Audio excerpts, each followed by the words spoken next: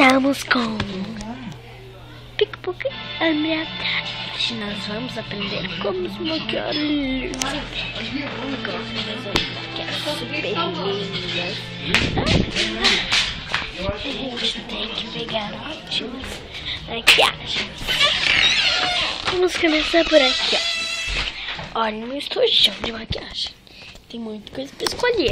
Então, vocês vão me assistir me maquiando. Primeiro, rímel é muito importante. Eu tenho cílios pequenos. Então, vamos enfiar rímel. Vou no espelho. Quando você está sozinha e não consegue botar rímel, vá pro espelho. É a melhor maneira de se botar. Porque se você acredita em mágica, não acredite mais.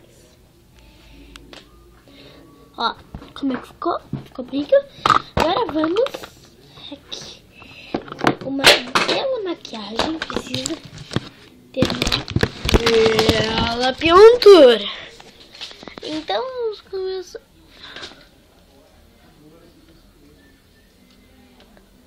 Prontinho, bem pintadinho. E depois... Ai, gente, espera aí.